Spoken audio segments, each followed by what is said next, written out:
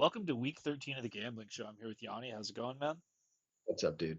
Thanksgiving tomorrow. Hope you're ready for some turkey. But let's get into the week 12 recap first. I'll start it off. It was a 2 and 3 week for me, another losing week. We'll start with the Buccaneers minus 5.5. This was the first of our three consensus picks on the week. This was a pretty easy one. The Buccaneers just absolutely boat raced Tommy DeVito and the Giants. Baker had a ton of success. DeVito couldn't get anything going. Not even close. Not much to say there. The Patriots plus 7.5. This was me and Yanni's head to head. Yanni takes a 3-1 lead on me on the year. I missed yet again. I mean, it was not particularly close. The Patriots struggled to score.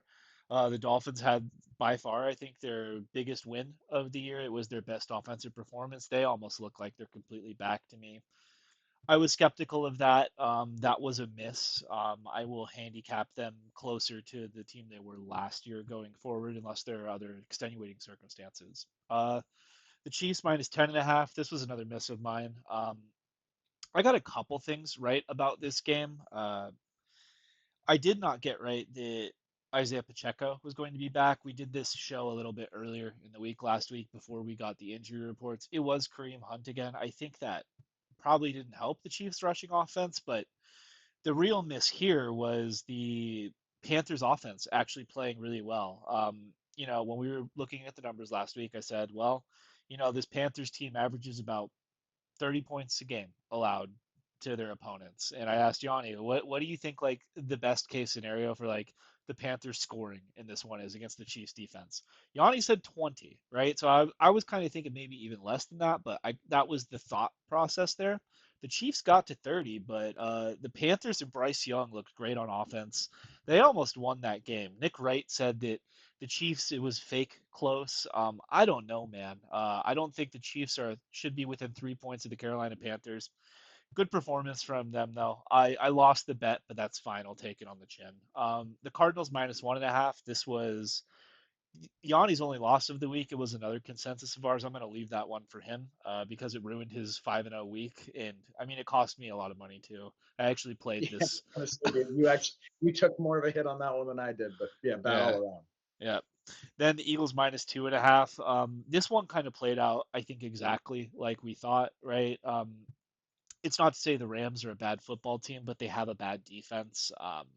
The Eagles have just been firing on all cylinders with their rushing offense. We told you guys that's the number one rush offense in the NFL. Saquon Barkley went for 300 total yards, two touchdowns in a boat race. The Eagles just were getting to Stafford. That's another thing that we said, right? The only path to a Rams win is probably Stafford dropping back, and he can't really handle the pressure like that. He gets the ball out quickly, but when you're flat on your back after 2 seconds, not much to do about it.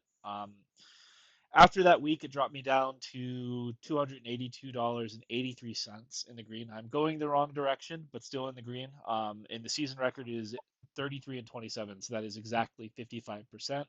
Looking to get back on the right track this week. I got a surprise for you boys. I think you're gonna like it. Yeah, man. I think just to briefly hit on the Eagles, I think the big difference was the vibes from Nick Sirianni. I don't think that was an offensive scheme win. I think it was the good attitude that Nick Sirianni brings to the locker room. For the game though, right? Ted hit the Bucks. Ted hit the Eagles. I took the Dolphins minus 7.5 against New England. That was basically a bet that the Dolphins are closer to what they were last year. I don't think they're going to be quite back at what they were last year. Tyreek Hill, for whatever reason, hasn't looked like himself. Tua's dealing with more head trauma. But that was more or less what I was betting on, and it came home in this one. I think I am, like Ted said, going to continue to appraise them as that team for the last 3 or 4 weeks here. Um, Broncos minus 6.5 actually should not have hit. That was just blatantly lucky. Now, I always tell you guys, right? I'm fair. When I come on here and when I hit ones that are lucky, I say it. When I feel like I got unlucky, I'll say it. Ironically, Antonio Pierce's moronic coaching almost was the difference. So they were up by 10. They were on the like 10 or 12 yard line and they got stopped. Well, they needed two scores, one of which was a field goal. They should have kicked the field goal, gone up by 7 or got down by 7. The spread covers and then they kick the onside kick and I win. Instead, he went for it on fourth down, down by 10, needing a field goal and a touchdown. Got it, got down to the one where Ritter got sacked and time ran out. So I got really lucky or almost unlucky on that one. That was pretty bizarre, but it did hit. I think the Broncos are like undervalued on the market at the moment. Last one, Cardinals -1.5. I mean, Ted said it cost me a 5-0 week, dude. It cost Ted a $400 3-leg parlay. I was really rooting for that, man. It's a big deal that like Ted had the confidence to go and throw down our parlay that we had consolidated on. Well, we consolidated on the 2-leg parlay, and he threw Tampa Bay in there. It kills me that this is the leg that failed. I in no way did I see James Conner being stuffed like that. I didn't see Kyler Murray having one of his worst games against the Seahawks. I think we both kind of agree, and we'll get to it coming up here. Maybe the Seahawks defense has been a little undervalued on our show, and we'll probably adjust that moving forward. Okay, so I am now in the negative about a half a unit, $47, negative 0.47, working my way out of a hole. I am 8-2 the last 2 weeks. Like Ted said, 55% hit rate. I'm actually really proud of both of us for hitting it 55%. That's a pretty good number. Looking to be closer to 60 by the end of the year, and we'll see if we can keep it going this week.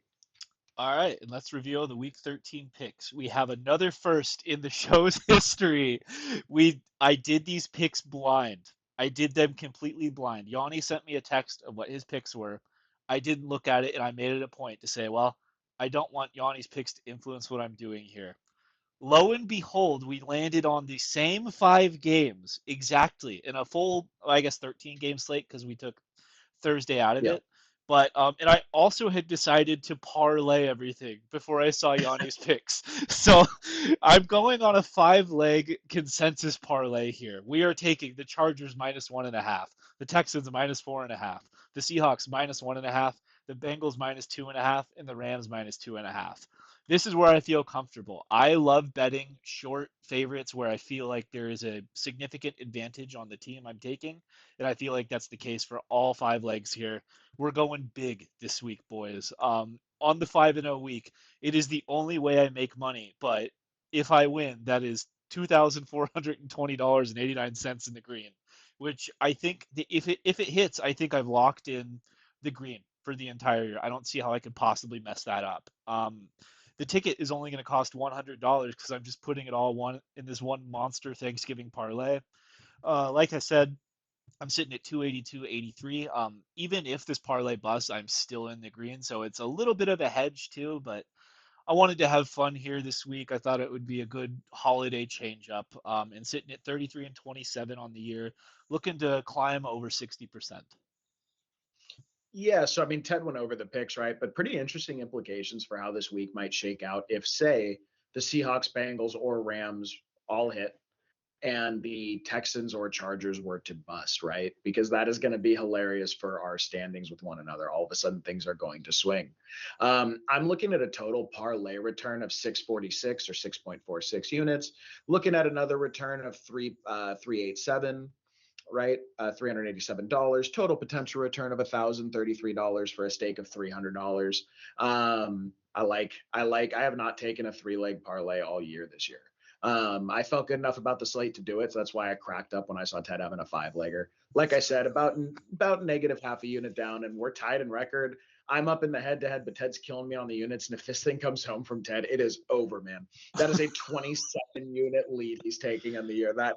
Look, man, it would be awesome. I genuinely do hope it happens. We'll see. Well, I mean, the good news is you think I'm right about all of my picks this week. You liked them all Yes, too. I do think you're right. I do think you're right. All right, let's get into the first one. Do you want to take the honors? I'll let you have it if you want. Yeah, sure. So Chargers at the Falcons. We're taking the Chargers -1.5. 82% of the money is on the Chargers that's been bet. 69% of the bets are on the Chargers against the spread, which means that actually some bigger money has come in on the Chargers, even with the serious lean from both the public and the big betters. We're free Tendies fantasy consensus on everything. So this is the last time we'll mention it, guys. We're locked in on here all the way. We've done really well this year in consensus.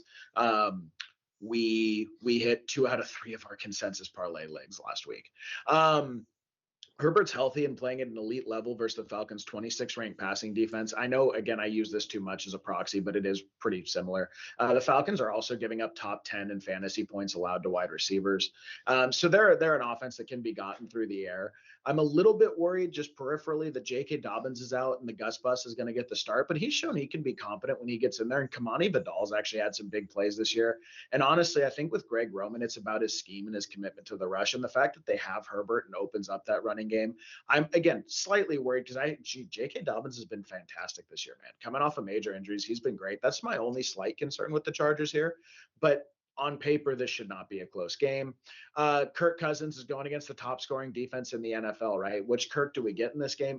I think Ted put it. I said, do we want to say that like is Kirk bad enough to maybe get benched? He goes, no, I just think he's the definition of mid, and I think that's about right. Right? He on any given week he's playing in like the 14 to 20th range in the NFL, and that means you're going to win some games, you're going to lose some games, but it's going to be really hard when your defense is getting beat up. And the Chargers have been bullying some teams at least until the fourth quarter. They have had some weird fourth quarter stuff this year.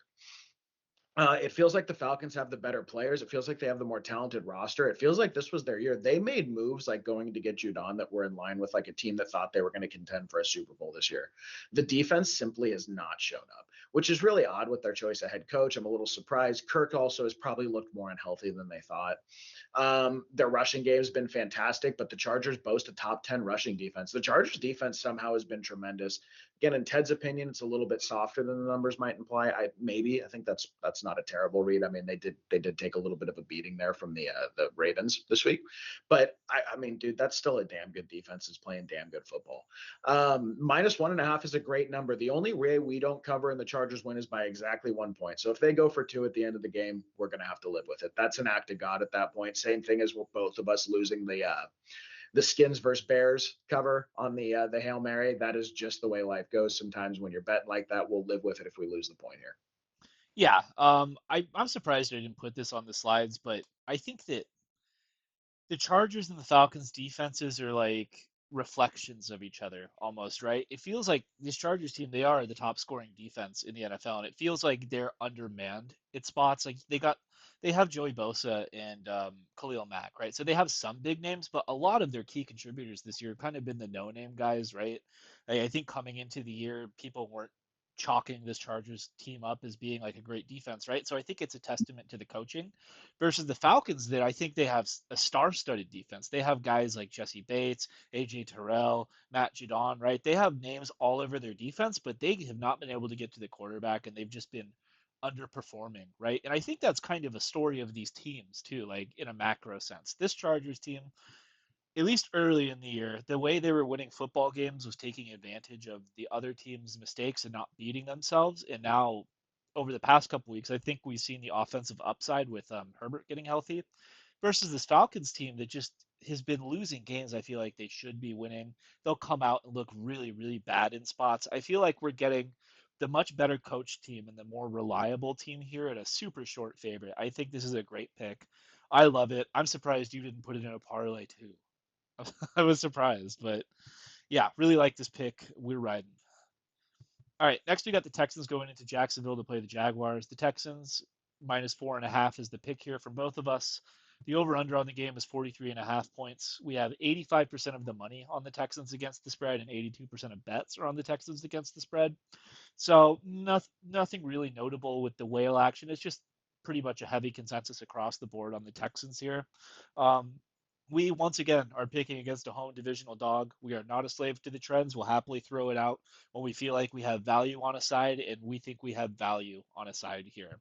So for the Jaguars, Big Trevor Lawrence is trending towards returning this week.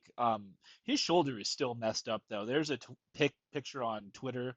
I don't know if you guys have seen it for you Twitter people out there, but like he has an AC joint sprain, and when that happens, like one of your shoulders will stick up more than the other shoulder, and like his shoulder was like this in the picture, he's clearly injured in this one. So with that being said, right, AC joints, they're all about pain tolerance. Is he going to be able to push the ball down the field to Brian Thomas Jr.? That's been like the Jaguars' most offensive weapon this year is Trevor deep shots to Brian Thomas Jr. I wonder if this shoulder will affect the efficiency there.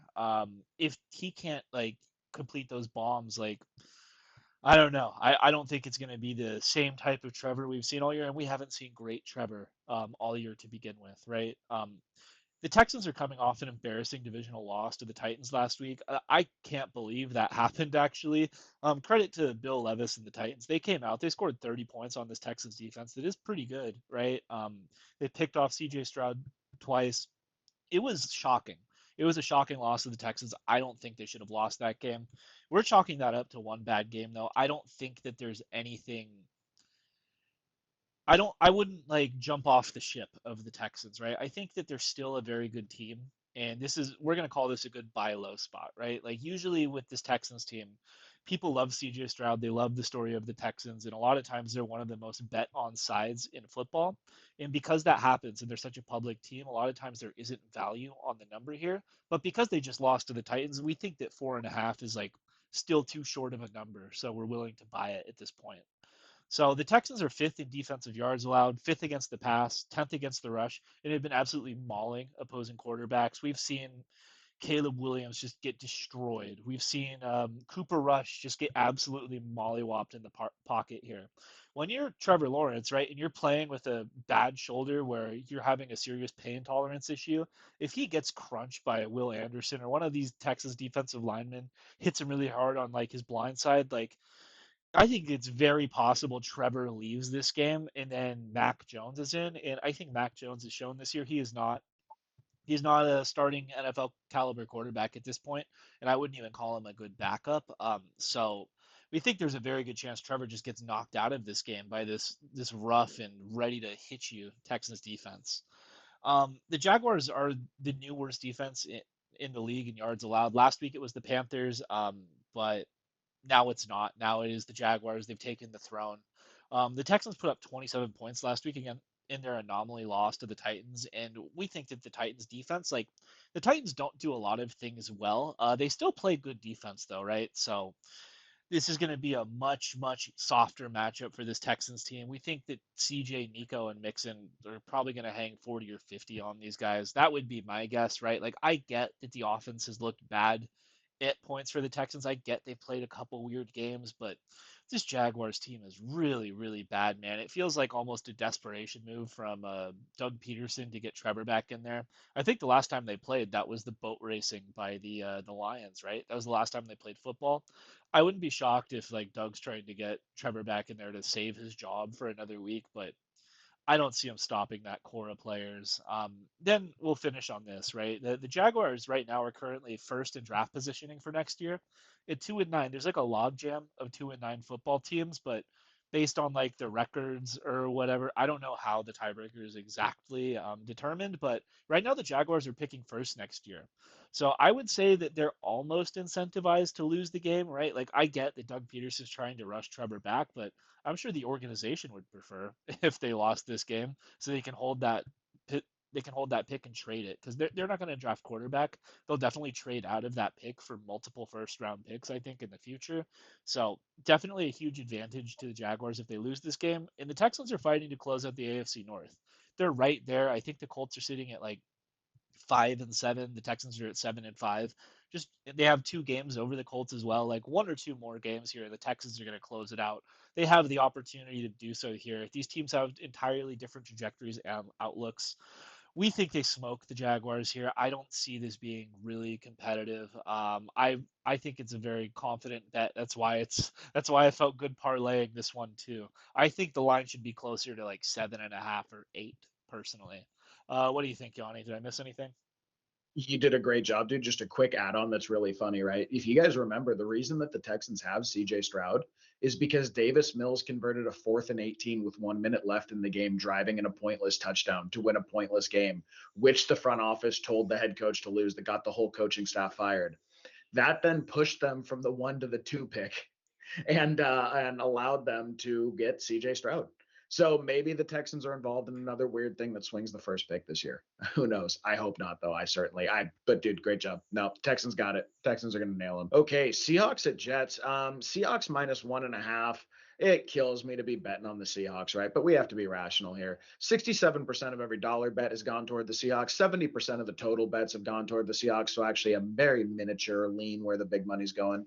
Um, Aaron and the Jets offense looks cooked. Brees Hall, yeah, dude, Brees Hall's looking like he's on the wrong side of questionable. He hasn't suited up this week, and this was already an offense that was the 27th ranked or 30th ranked rushing offense, 27th ranked scoring offense.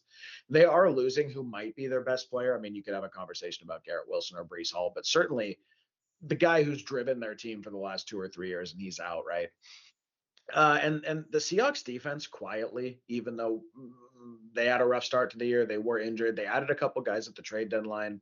That McDonald philosophy looks like it's actually having an impact. They have held 3 divisional opponents in a row, all 3 of whom I actually think are maybe more talented rosters: the Rams, the 49ers, and the Cardinals, to under 20 points in regulation. Dude, that's hard, man. They kept James Conner to under 10 rushing yards last week, right? And the Jets offense, I believe, and we believe, is worse than all 3 of those teams. So compared to their last few weeks where they've actually gone out and looked pretty dominant on the defensive side of the ball, this should actually be an easier matchup with Brees Hall potentially missing.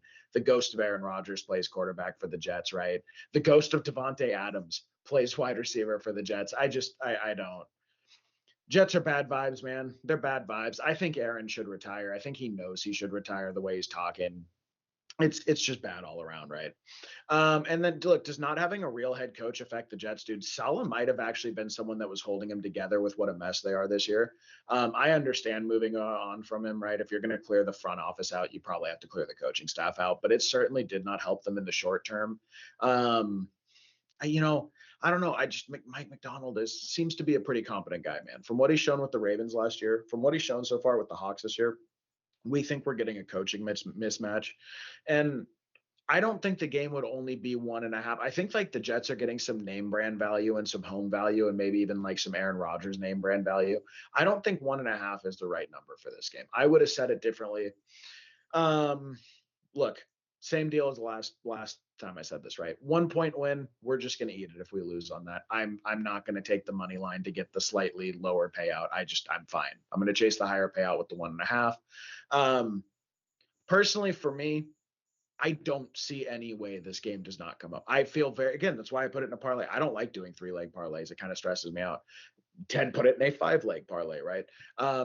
I'll let him cover anything else I missed, but to me, the offensive mismatch, dude. The Seahawks aren't like an incredible offense, but they are capable of putting up yards and points.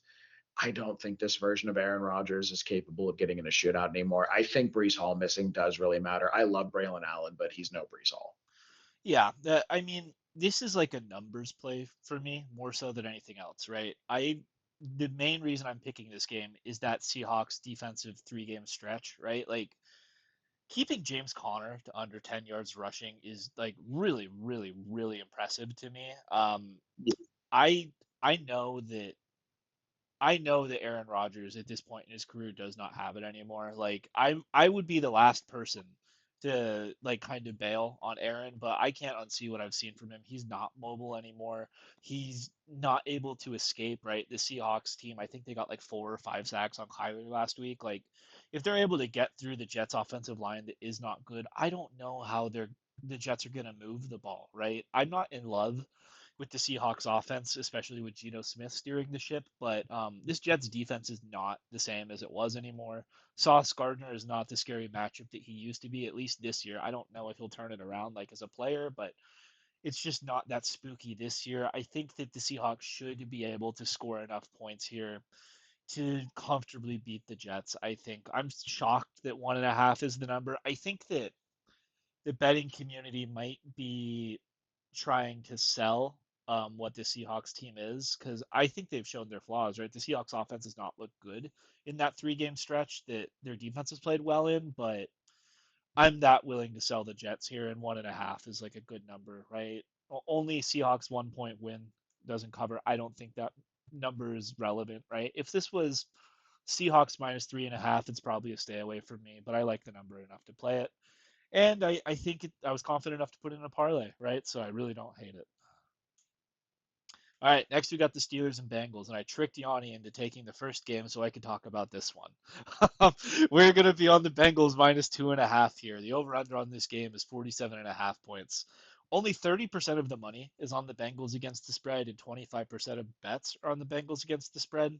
So this is a huge fade the public play from your friends at Free Tendies Fantasy here. But let's tell you why, right? This Bengals team is sitting at 4-7. They've had more disappointing losses than I can count on like one hand this year, right? And the Steelers are 8-3 and leading their division. So I ask you, viewers, why would Vegas call the Bengals favorites in this spot? Doesn't that not make sense to you? 4-7, 8-3. It's because the Steelers are overrated, boys. We've been telling you this. The record has not been that for the Steelers. Somehow they've gotten through this weird stretch. They are 8-3. They're looking to be a playoff team, but this is not a good football team. They are just not. The Bengals' rush defense has been sneaky good over the past 5 weeks. They've limited teams that have really good rushing attacks, right? They held Saquon to like 100 scoreless yards. They held J.K. Dobbins to like 40 yards against the Chargers until the last play of the game to ice it. They've really done a good job at limiting these running backs here. So we think the Bengals are going to score here with their offense. So what happens when the Bengals are scoring points and you're asking Russell Wilson to throw the ball 30 to 40 times a game? Is this BB gun offense built to keep up in a shootout? I would argue no. I would argue this Steelers team is so stinky cheese on offense that is just entirely reliant on Russ bombs to like Pickens, right? Like I don't think that's a sustainable way to build your team.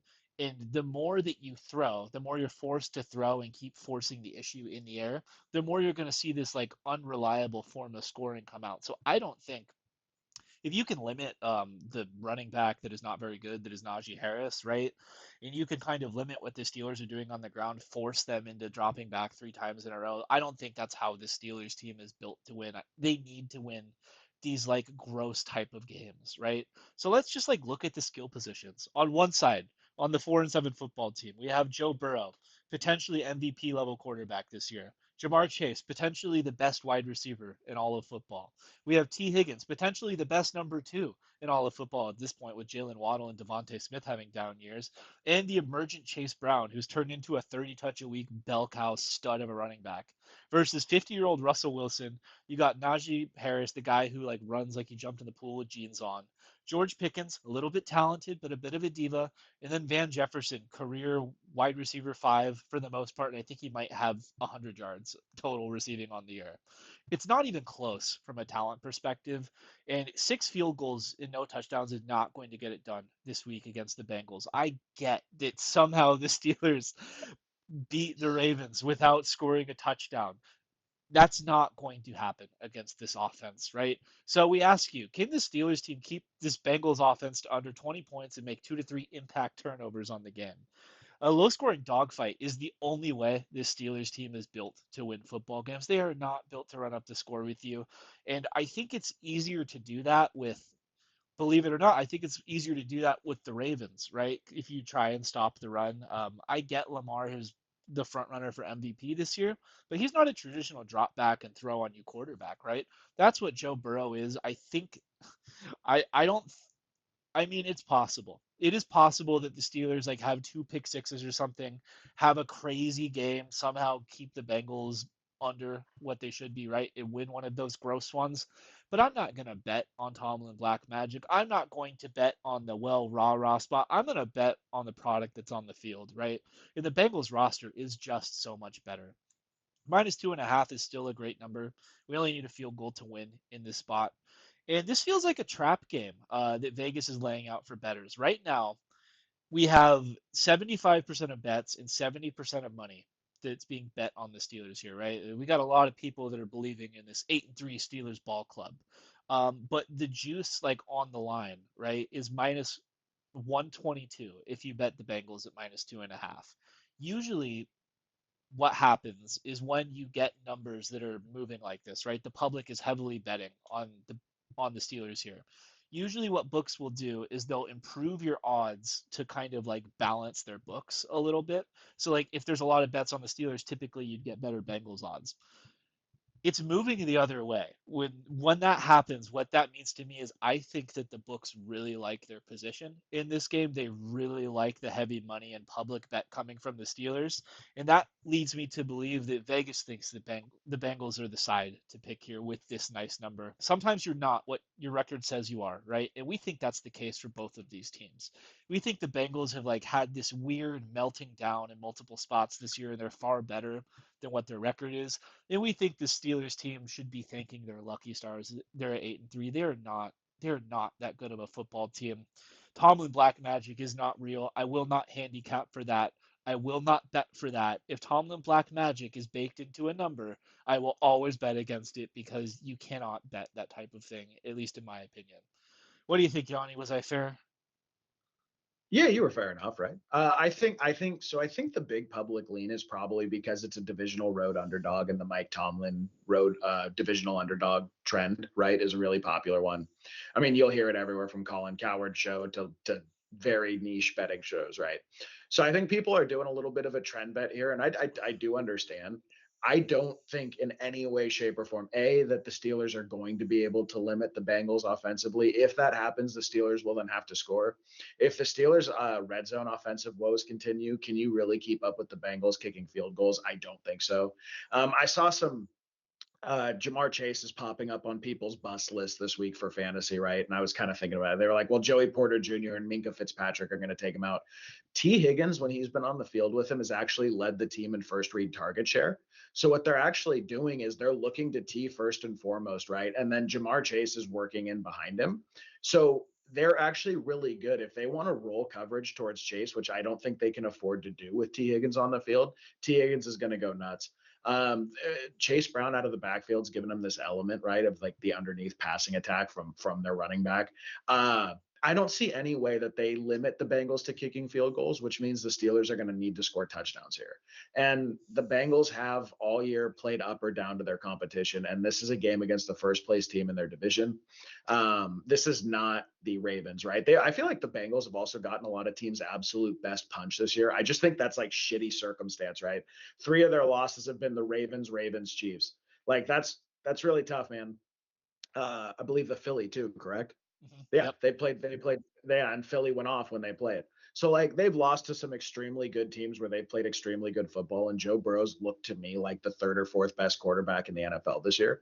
Good luck, man. Good luck. Russell Wilson's going to have to complete drives. He's going to have to get into the red zone. He's going to have a 250 to 300 yard game, and I don't think he has it in him. So I yeah, think happy to take the.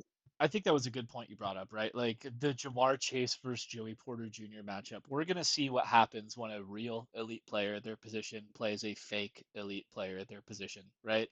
PFF darling, but I think Jamar Chase is gonna fucking bring the belt to Joey Porter Jr.'s ass. He's gonna bring him to school, I think. Yeah, I like that matchup. What I think they're going to have to do is I think they're going to leave Joey on an island with Jamar, and I think they're going to roll Minka over to T. Higgins. So it'll be sort of interesting to see if Joey can lock Jamar Chase down, who I believe is the best wide receiver in the world, if he locks him down 1-on-1 and that's how we blow our bet, I'll live with that because I personally do not think it's possible right now for any corner in football to lock down Jamar Chase 1-on-1. Yeah. So we'll You see. know what? If that happens, I will call Joey Porter Jr. a good corner too. I'll Yeah, I'll give up yeah, that talking point if he does that. I don't see it yeah. here though. That's a tall task, man. That's a tall task. Okay, Rams at Saints. I feel like we're getting such a good number on the Rams here. Rams -2.5 at the Saints. I don't know if it's that the Saints offense has looked a little lively lately, so Vegas is showing them some respect. But 77% of every dollar bet has gone on the Rams. 72% of the bets from the public have gone on the Rams. A little bit of big money lean toward the Rams, but very slight, not a big deal. General consensus, though, from both the public and the big money bettors. Look, the Rams are coming off an ass beating from Philadelphia, okay? The good news is that the Saints are not Philadelphia. They're not even close to them. We're getting a really good number. It's these numbers are based on targeting the bettors. They are actually not based on trying to get the game right. Vegas doesn't care about that. They care about which way they want the action to go and balancing out where the bets are going, right? So that number, there shouldn't be carryover. It's not like they have injuries or they're like a brutalized team from Philadelphia, but it feels like that number is carrying over to this game where it's like there's too much spillover, right? I don't think they're related anyway. I don't think playing the Saints has anything to do with the same conversation as playing the Philadelphia Eagles. I don't think the Saints have a potential 250-yard rusher on their roster, right? The Saints defense is reeling. They're 31st in yards allowed, 30th against the pass, 25th against the rush. the Rams should hypothetically light up the scoreboard here. I'm streaming Matt Stafford in fantasy leagues. I think they're giving up around 270 yards a game through the air. The only reason they're not giving up amongst the most points to fantasy quarterbacks this year is because teams have been able to run in a lot of touchdowns against them, but the Rams are perfectly willing to do that with Kyron. I think Stafford should be able to move the ball at will. Puka Nakua looks fully healthy to me. God, he's been fantastic for the last month, and so is Cooper Kupp, by the way. So look, there's a huge coaching mismatch here. We have Sean McVay versus Rizzi. I don't even I think know. his name is I don't know. Kyle Rizzi. I don't even remember his first name. I should have put it on the slide because that's how much we don't know this guy. More Italian head coaches in the NFL, man. Good. Does he do obnoxious interviews like Sirianni? Is he the same style? He was the one who talked about clogging up the toilet in his first. Clogging up the toilet. Yeah, yeah, Okay. Good luck, dude. Clint Kubiak comes from the Shanahan coaching tree. The Kubiak coaching tree is what I guess I think Gary Kubiak was on Mike Shanahan's staff, and then Kyle Shanahan was on Gary Kubiak's staff. So it's really the same coaching tree, the same offensive system, and most importantly, the system that the Rams see every day in practice, the system that the Rams go against in the 49ers every year, the system that most of the NFL plays against 12, 15 times a year. Well, that is pretty important here considering McVay is just a better version of Clint Kubiak. So you would think, even though their defense has been bad, they're going to come in more than prepared for this one. And then look, the last thing is -2.5. Okay, you're getting the right side of the hook here. You're getting two offenses that, if you go toe for toe, if you look at the two offenses, right, we have Derek Carr and Kamara and future car wash employees, Marquez Valdez Scantling, Dante Pettis. Today, they actually did a press conference where they talked about the integral part of the offense Taysom Hill is, right? You have a 34-year-old tight end quarterback who's integral to your offense at this part of the year, at this point in the year. We're very happy to take that, man. I don't think I guess they've been a little disappointing maybe for what I thought they could be. But look, Puka, Cup, and Stafford are no joke of a big three to be rolling out there. And even though MVS has had a couple of good games, dude, MVS, Derek Carr, and Dante Pettis do not belong in the same conversation as them. I don't know if defensively the matchup's that big. I know traditionally we think of the Saints as pretty good. I think they've been really bad this year. I've seen some generational play out of opposing quarterbacks. So I'm happy to take the number. Ted is apparently so happy to take it, he's willing to 5-leg it. I'm 3-legging it. This is from the last leg of my 3-leg parlay. I would be surprised, man. I think the Saints will get their yards. I think they will probably score a little bit. I just don't see them being able to slow down the Rams enough. I almost bet the over in this one too, to be honest with you. I think we got massive value on this number. Like if that Rams versus Eagles game, I think that if that does not happen on in a Yeah, primetime spot on Sunday night, I think this would have yeah, opened as Rams -7. There's two things to me that I think were like really hard to see on that Sunday night game against Philly that I think pushed this number down. One of which was the Rams' inability to keep Stafford upright. That they have three injuries on their offensive line in LA right now, and the Eagles were just getting through at will, so Stafford had no time to do anything, right? So I think that that's probably a big reason why people are not liking this Rams side. And the other one I think is probably all the explosives that the Rams have just been leaking this year, right?